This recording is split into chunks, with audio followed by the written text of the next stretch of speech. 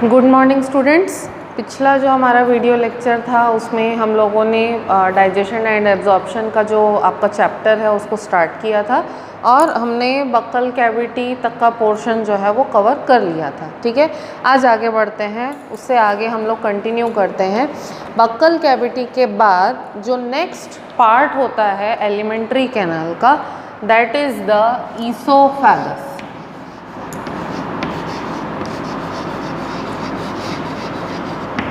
ठीक है, the next part of the alimentary canal is the oesophagus. अब oesophagus जो है वो एक लार्ज ट्यूब के जैसा स्ट्रक्चर होता है जो कि हमारे बॉडी के डिफरेंट पार्ट से पास होता है। जैसे कि कौन कौन से पार्ट से पास होता है? हमारा जो नेक होता है वहाँ से पास होता है, हमारा जो चेस्ट वाला पार्ट है which we are calling as thorax, it is not chest, we are calling it as the thorax. ठीक है, तो नेक, थोरैक्स और जो लंग्स के नीचे डायफ्राम होता है, ठीक है, डायफ्राम से पास होकर के जाता है ईसोफेगस। ठीक है, और किसको कनेक्ट करता है? स्टमक के साथ कनेक्ट करता है। और स्टमक जो होता है that is present on the left side of our abdomen. ठीक है, तो जो ईसोफेगस है लॉन्ग ट्यूब्यूलर स्ट्रक्चर है, ठीक है, जो कि हमारे नेक, थोरैक्स और डायफ्राम के थ्रू पास होता है और स्टमक के साथ कनेक्ट होता है। ठीक है, ईसोफेगस का वर्क क्या है? ईसोफेगस का वर्क है जो हमारे माउथ में हमने फूड च्यू किया है, ठीक है, मैस्टिकेशन किया है जिस फूड का, उस फूड को मैस्टिकेशन के बाद फर्दर डाइजेशन के लिए स्टमक तक लेके जाने का काम जो है वो कौन करता है? ईसोफेगस करता है। ठीक है, अब ईसोफेगस जो होता है, ठीक है, उसका जो वॉल है, ठीक है, ईसोफेगस की जो वॉल है वो स्मूथ मसल से बनी हुई होती है। Smooth muscles means these are the muscles over which we do not have control, they are the involuntary muscles. ठीक है, तो ईसोफेगस की जो वॉल होती है उसमें स्मूथ मसल्स होते हैं और ये जो स्मूथ मसल्स हैं रिदमिक कॉन्ट्रैक्शन एंड रिलैक्सेशन के हेल्प से एक मूवमेंट प्रोड्यूस करते हैं। तो ये जो रिदमिक मूवमेंट ईसोफेगस में प्रोड्यूस होता है, this movement is known as the peristaltic movement. Okay, this movement is known as the peristaltic movement. और पेरिस्टाल्टिक मूवमेंट जो है वो वेवी सॉर्ट ऑफ मूवमेंट होता है और वो इंश्योर करता है कि हमारे माउथ से स्मॉलर क्वांटिटीज़ में जो खाना है वो स्लोली हमारे स्टमक के अंदर जाए। एक साथ बहुत सारा खाना निगलने में प्रॉब्लम होती है, तो जो पेरिस्टाल्टिक मूवमेंट है इट ऑलवेज इंश्योर्स कि थोड़े थोड़े क्वांटिटी में जो खाना है वो हमारे स्टमक तक जाए। ठीक है, now coming to the next part of the alimentary canal, we have the stomach. The next part of the alimentary canal is the stomach. ठीक है, स्टमक जो है वो एक लार्ज बैग या सैक के जैसा स्ट्रक्चर होता है और स्टमक का जो शेप होता है वो जे शेप होता है। ठीक है, जे लेटर आप लोग कैसे लिखते हैं? ऐसे लिखते हैं। ठीक है, तो स्टमक का जो शेप है it will be something like this.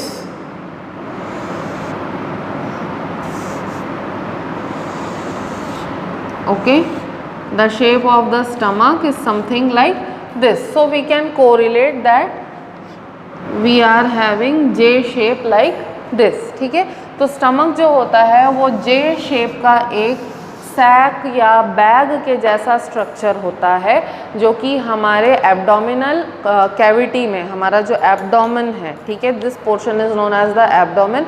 तो जो हमारी एब्डोमिनल कैविटी होती है, एब्डोमिनल कैविटी में लेफ्ट साइड में थोड़े ऊपर की तरफ रहता है। ठीक है, लेफ्ट साइड में थोड़े ऊपर की तरफ, लेकिन जो हमारा डायफ्राम होता है डायफ्राम से नीचे प्रेजेंट होता है। ठीक है, अब स्टमक के बारे में हम लोग बात करें तो यहाँ पे आप लोग को एक चीज़ मैं शो कर रही हूँ, this is the oesophagus which is connecting to the stomach. ठीक है, अब यहाँ पे आप लोग देख रहे हो जहाँ पर ईसोफेगस स्टमक के साथ कनेक्ट हुआ है, यहाँ पे एक बहुत ही शार्प बेंड प्रेजेंट है, ठीक है। ये जो शार्प बेंड है ये किस लिए प्रेजेंट रहता है? ये शार्प बेंड इंश्योर करता है, मेक श्योर करता है कि जो भी फूड हमने खाया है, जो भी फूड हमारे स्टमक में गया है, उसका रिवर्स फ्लो या उसका बैक फ्लो हमारे ईसोफेगस में ना हो जाए। तो जैसे ही खाना आता है हमारे स्टमक में, तो ये जो शार्प बेंड है ये इंश्योर करता है कि फूड का जो बैक फ्लो है वो ईसोफेगस में नहीं होना चाहिए। क्लियर? अब स्टमक के स्ट्रक्चर के बारे में अगर हम लोग फर्दर डिस्कस करते हैं, तो स्टमक का जो स्ट्रक्चर होता है, ठीक है, स्टमक का जो स्ट्रक्चर होता है उसको हम लोग 3 मेजर पार्ट्स में डिवाइड कर सकते हैं, ठीक है। स्टमक के स्ट्रक्चर को हम लोग 3 मेजर पार्ट्स में डिवाइड कर सकते हैं। First is the cardiac part, second is the fundus part and third is the pylorus part. 3 part में स्टमक के स्ट्रक्चर को हम लोग डिवाइड कर सकते हैं, कार्डियक, फंडस और पाइलोरस, ठीक है। तो ईसोफेगस स्टमक में जहाँ पर कनेक्ट होता है, जिस जगह पे कनेक्ट होता है, this portion is known as the cardiac part of the stomach. The centre portion, this portion जहाँ पे ईसोफेगस स्टमक के साथ कनेक्ट कर रहा है, it is known as the cardiac portion, ठीक है। Next is the fundus. अब यहाँ पे आप लोग देख रहे हो स्टमक का ये जो पार्ट है ये बहुत ही ज़्यादा एलिवेटेड है, ठीक है। अब ये जो एलिवेटेड पार्ट होता है स्टमक का, this elevated part is known as the fundus. This part over here it is known as the fundus. और फंडस जो है वो जनरली गैस से भरा हुआ होता है, okay. Fundus is generally always filled with gas, ठीक है। And third is the pylorus part. ये वाला पार्ट स्टमक का रियर एंड, जो जहाँ पर से स्टमक का पोर्शन जो है वो ख़त्म होने लगता है, या ये बोलें कि स्टमक का वो पार्ट जो कि स्मॉल इंटेस्टाइन से कनेक्ट होता है, स्टमक का वो पार्ट जो स्मॉल इंटेस्टाइन से कनेक्ट होता है, उस पार्ट को हम कहते हैं पाइलोरस, ठीक है। तो 3 पार्ट्स है स्टमक के, कार्डियक जो सेंटर पार्ट है जहाँ पे ईसोफेगस कनेक्ट होता है, फंडस जो एलिवेटेड पार्ट है which is mainly filled with gas, and third we are having the pylorus. Pylorus is that portion of the stomach which will be connected with the small intestine, ठीक है। I think this much is clear.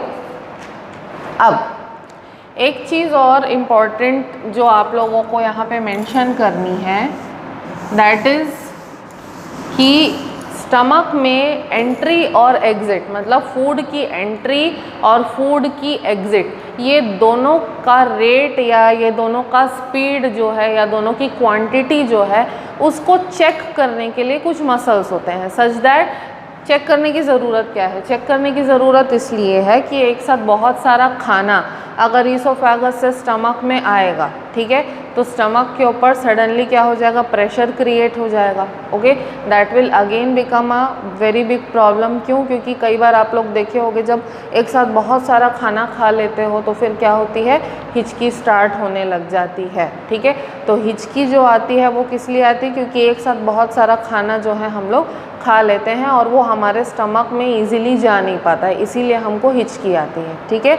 Similarly अगर stomach से एक साथ बहुत सारा खाना small intestine में एंटर कर जाएगा तो स्मॉल इंटेस्टाइन को ज़्यादा क्वांटिटी में खाने को डाइजेस्ट करने में प्रॉब्लम आएगी, है ना। तो इस चीज़ को चेक करने के लिए कि कंट्रोल्ड अमाउंट जो है, कंट्रोल्ड अमाउंट में फूड की एंट्री हो और कंट्रोल्ड अमाउंट में फूड की एग्ज़िट हो, इस चीज़ को चेक करने के लिए 2 जगह पे मसल्स होते हैं, ठीक है। पहला जो है यहाँ पर एक मसल होता है, कहाँ पर? ईसोफेगस और स्टमक के जंक्शन पे एक मसल होता है। इस मसल को हम लोग कहते हैं कार्डियक स्फिंक्टर मसल, ठीक है।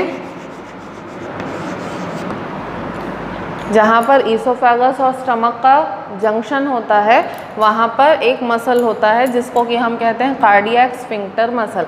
अब इसको हम लोग कार्डियक क्यों बोल रहे हैं, क्योंकि डेफिनेटली कार्डियक पोर्शन जो है स्टमक का, वहाँ पर ये मसल प्रेजेंट है, इसीलिए हम लोग इसको कार्डियक स्फिंक्टर मसल बोल रहे हैं। ठीक है, वैसे ही एक और मसल जो मैंने बताया था वो कहाँ प्रेजेंट होता है, स्टमक और स्मॉल इंटेस्टाइन के जंक्शन पर।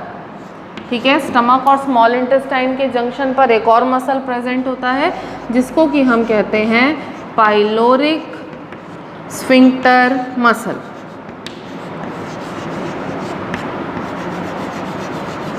ठीक है, ये जो पाइलोरिक स्फिंक्टर मसल है स्टमक और स्मॉल इंटेस्टाइन के जंक्शन पे होता है। ठीक है, तो कार्डियक स्फिंक्टर मसल जो है वो इंश्योर करता है कि कंट्रोल्ड अमाउंट में धीरे धीरे जो है खाना ईसोफेगस से स्टमक में एंटर करे, और पाइलोरिक स्फिंक्टर मसल ये इंश्योर करता है कि सिमिलरली कंट्रोल्ड और लिमिटेड अमाउंट में जो सेमी डाइजेस्टेड फूड है वो स्टमक से निकल करके स्मॉल इंटेस्टाइन में जाए। Okay, so both these muscles they regulate the entry and exit of the digested food or semi digested food into the stomach and out of the stomach as well. Okay, now we will continue with the next part of the alimentary canal after stomach. One more thing regarding stomach, what is the function of the stomach? ठीक है, function of stomach is to mix the food with the gastric juices, and the function of stomach is to perform partial digestion of food with the help of different types of enzymes that are present in the stomach. ठीक है, तो gastric juices के साथ खाने को mix करना और उसका पार्शियल डाइजेशन करना, ये जो है स्टमक का फंक्शन होता है। ठीक है, next after stomach coming to the small intestine.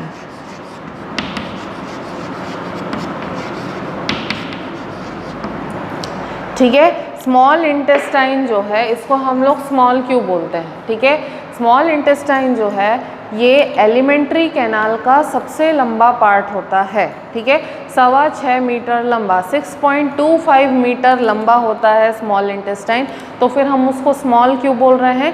क्योंकि स्मॉल इंटेस्टाइन जो है उसका डायामीटर छोटा होता है, डायामीटर कम होता है, इसीलिए उसको हम लोग स्मॉल इंटेस्टाइन बोलते हैं। ठीक है, तो स्मॉल इंटेस्टाइन है क्या? स्मॉल इंटेस्टाइन जो है एक नैरो ट्यूब के जैसा स्ट्रक्चर है, लेकिन इसकी जो डायामीटर होती है ज़्यादा नहीं होती है। 2.5 से 3.5 सेंटीमीटर ही स्मॉल इंटेस्टाइन की डायामीटर होती है। ठीक है, और स्मॉल इंटेस्टाइन की लेंथ कितनी होती है? जैसे मैंने बोला लॉन्गेस्ट पार्ट होता है एलिमेंट्री कैनाल का, और अप्रॉक्स 6.25 मीटर जो है स्मॉल इंटेस्टाइन की लेंथ होती है। अब इतना लंबा स्मॉल इंटेस्टाइन जो है हमारे छोटे से एब्डोमेन में कैसे पैक होता है? बहुत हाईली कॉइल्ड होता है स्मॉल इंटेस्टाइन जो है, क्योंकि लंबा होता है तो अनटिल एंड अनलेस वो हाईली कॉइल्ड नहीं होगा उसकी पैकेजिंग हमारे एब्डोमेन में नहीं हो पाएगी। ठीक है, अब स्मॉल इंटेस्टाइन जो है उसको हम लोग 3 पार्ट्स में डिवाइड कर सकते हैं। ठीक है, डिओडेनम फर्स्ट पार्ट हो गया, second is the jejunum, and third part is the ileum.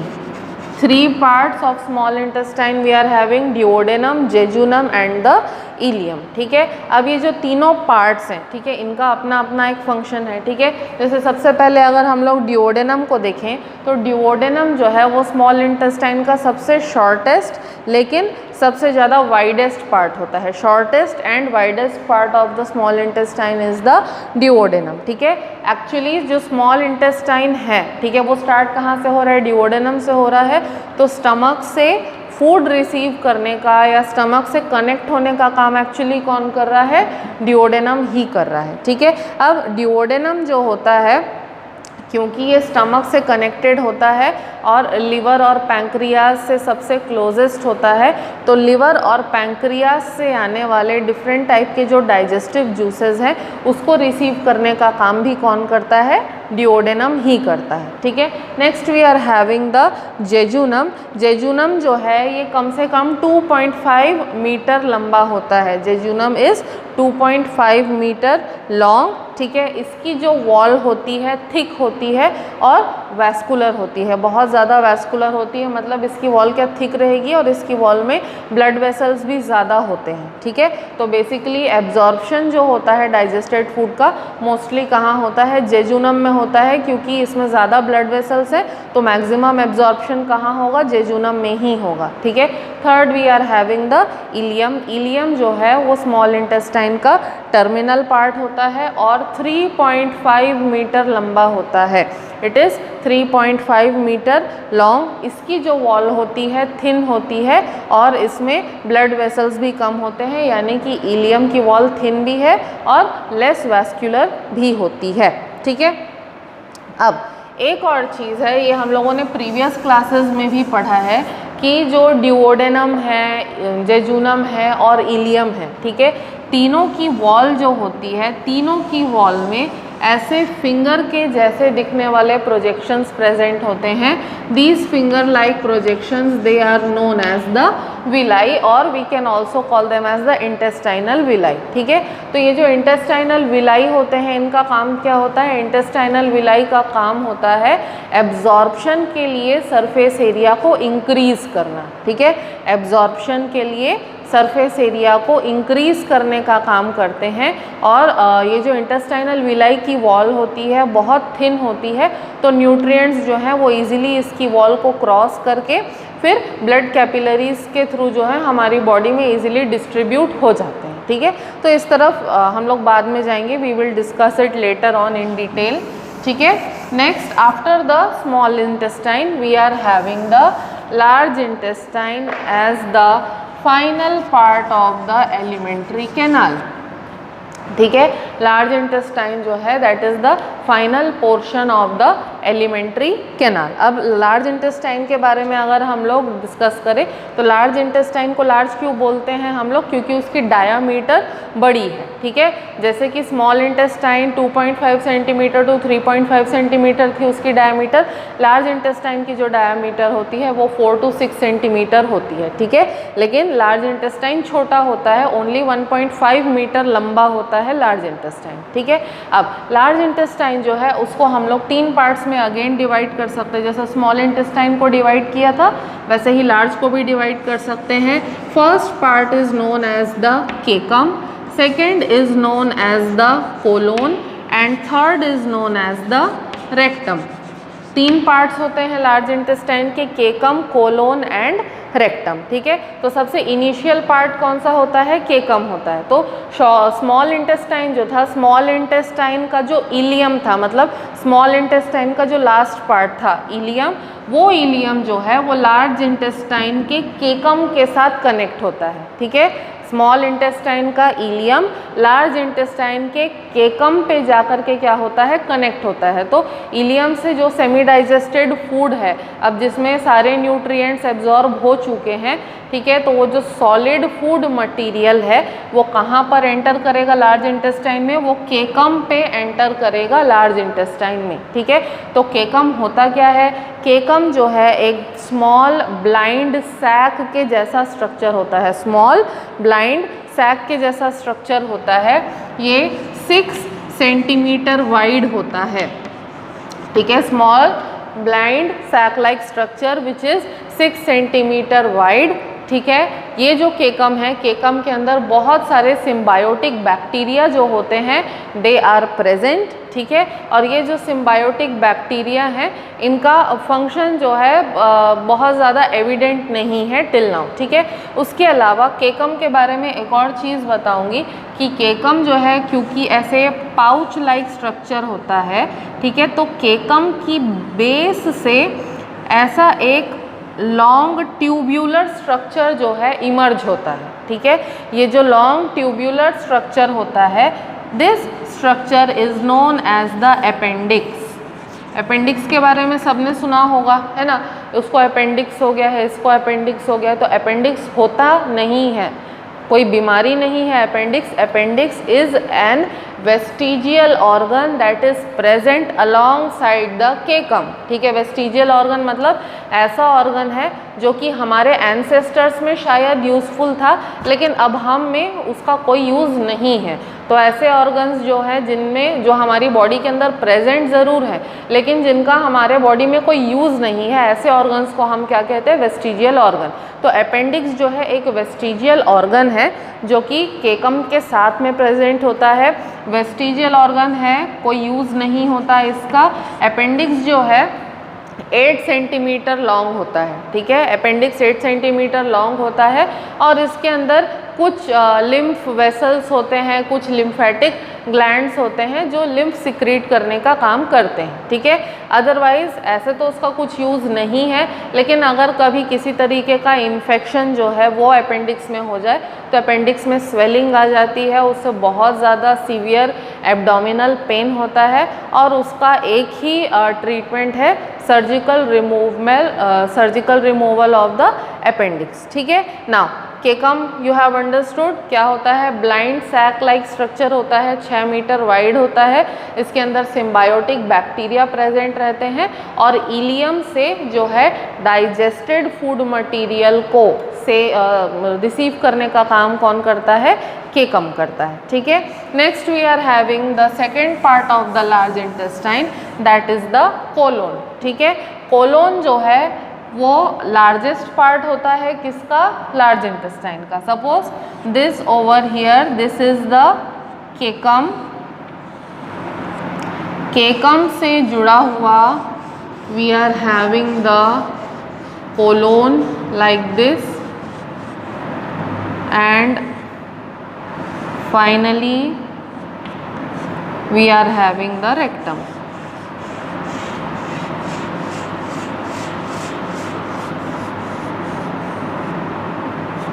ठीक है, like this. So this is the large intestine, this is the first one that is the cecum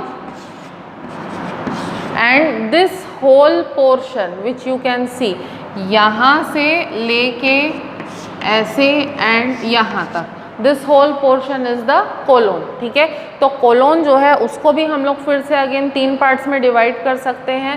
जो कोलोन ऊपर की तरफ बढ़ रहा है that is the ascending colon, ascend हो रहा है, ऊपर उठ रहा है, that is the ascending colon. जो कोलोन हॉरिजॉन्टली प्लेस्ड है that is the transverse colon. जो कोलोन नीचे की तरफ उतर रहा है this is the descending colon. और जो कोलोन इस तरीके से कर्व हो कर के रेक्टम में, ये थर्ड पार्ट है, दिस इज द रेक्टम। ठीक है, तो जो कोलोन का पार्ट ट्विस्ट हो कर के रेक्टम के साथ ज्वाइन कर रहा है this is known as the sigmoid colon. ठीक है, तो अलग अलग डीमार्केटेड पार्ट्स नहीं है, लेकिन just for the sake of our convenience हम ऐसा कहते हैं कि this is the ascending colon, this is the transverse colon, this is the descending colon and this over here is the sigmoid colon. ठीक है, अब कोलोन जो है उसका काम क्या होता है, कोलोन का बेसिक काम होता है कि जो डाइजेस्टेड फूड मटेरियल था उसमें से तो सारे न्यूट्रिएंट्स एब्जॉर्ब कर लेता है स्मॉल इंटेस्टाइन। तो अब जो फूड मटेरियल, जो डाइजेस्टेड फूड मटेरियल था वो वेस्ट हो गया है ना, फिर भी उसमें बहुत सारा पानी होता है, तो जो एक्स्ट्रा वाटर प्रेजेंट होता है डाइजेस्टेड फूड मटेरियल में उस एक्स्ट्रा वाटर को एब्जॉर्ब करने का काम कौन करता है, कोलोन करता है। ठीक है, और एक्स्ट्रा वाटर को एब्जॉर्ब करके जो वेस्ट जो डाइजेस्टेड मटेरियल फूड मटेरियल होता है उसको वो वापस फिर फाइनली किस में कन्वर्ट कर देता है, फेसिस में। फेसिस जो है वो हमारे बॉडी का सॉलिड वेस्ट मटेरियल है, तो उस डाइजेस्टेड फूड मटेरियल में से वाटर को एब्जॉर्ब कर लेता है और उसको किस में कन्वर्ट कर देता है, फेसिस में। ठीक है, and finally we are having the rectum. Rectum जो होता है ये फाइनल पार्ट होता है लार्ज इंटेस्टाइन का। अब रेक्टम जो होता है वो 15 से 20 सेंटीमीटर लंबा होता है, ठीक है, 15 से 20 सेंटीमीटर लंबा होता है। और ये जो फेसिस बनता है कोलोन में, ये फेसिस जो है ये कहाँ पर स्टोर होता है? रेक्टम के अंदर स्टोर होता है। कब तक के लिए? जब तक उस फेसिस को हम लोग अपने बॉडी के बाहर नहीं निकाल देते, ठीक है। तो ये जो रेक्टम है ये फेसिस को होल्ड करने का काम करता है, ठीक है। कब तक? रेक्टम जो है उसकी भी कुछ कैपेसिटी है, तो जब तक रेक्टम फुल ना हो जाए तब तक जो है रेक्टम होल्ड करता है फेसिस को। और जैसे ही रेक्टम फुल हो जाता है तो हमको अर्ज होती है कि हमको वेस्ट मटेरियल को बाहर निकालना है, ठीक है। तो जब हमको अर्ज होती है तो हम वेस्ट मटेरियल को बाहर कहाँ से निकालते हैं? This is the last part of the large intestine known as the anus, ठीक है। Rectum will open through the anus, ठीक है। रेक्टम जो है वो एनस के थ्रू ओपन होता है। तो जब कभी भी हमको वेस्ट मटेरियल को बाहर निकालने की अर्ज होती है तो एनस के थ्रू जो है हमारे बॉडी का सॉलिड वेस्ट मटेरियल बाहर निकलता है, ठीक है। अब एनस जो है यहाँ पर भी एक मसल प्रेजेंट रहता है। Again this muscle is known as the anal sphincter muscle. This muscle is known as the anal sphincter muscle. और ये जो एनल स्फिंक्टर मसल है ये रेगुलेटेड फॉर्म में या रेगुलेटेड फैशन में जो है फेसिस को धीरे धीरे एनस के थ्रू हमारी बॉडी के बाहर निकालने में हेल्प करता है। Okay, so today here we have completed the structure and the different parts of the alimentary canal. Next, in the next video lecture we will be discussing the associated glands of the digestive system, ठीक है। And until then if you are having any doubt you can always ask me. Thank you.